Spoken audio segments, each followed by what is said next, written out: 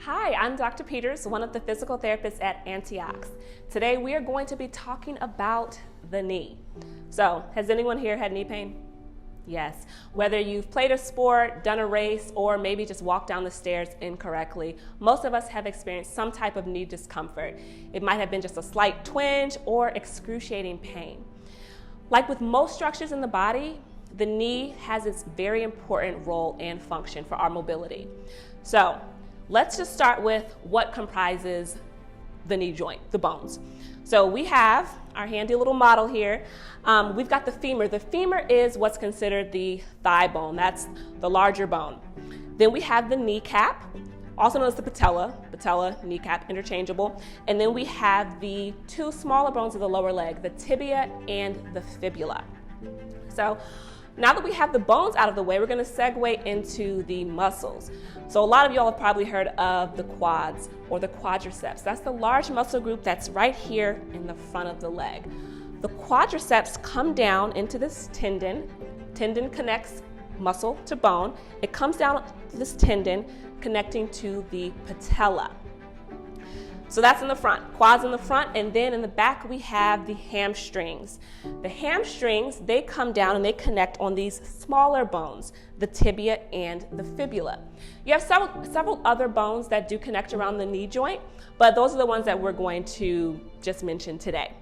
So we talked about the bones, we've talked about the muscles, now we're going to talk about the ligaments that surround the knee. You've probably heard of the ACL.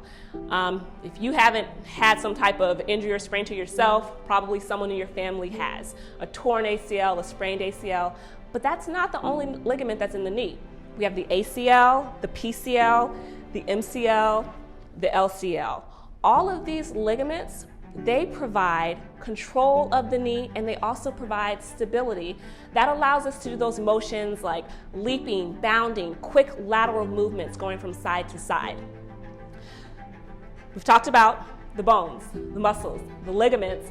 Now we're going to talk about the meniscus. That's kind of going to be our highlight today.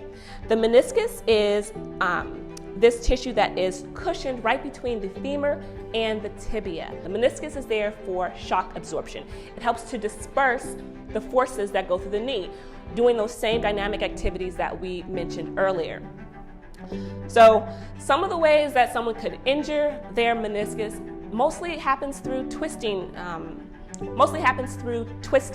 So that can happen when you are playing a sport. It can happen when you are changing directions very quickly, when you're turning and your foot is planted but your body starts to go in another direction. And sometimes it can happen even just when you're getting out of your car, you step out and you turn.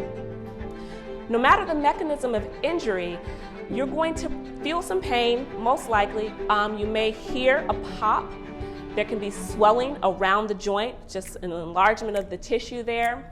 And you also might have difficulty moving it. So moving your leg up and down, that flexion and extension, straightening it out and bending can be difficult for you. If that does happen, there are several options that you can have as far as treatment.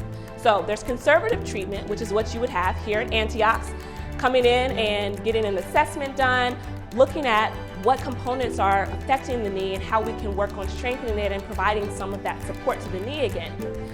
If it is more severe, there are surgical options.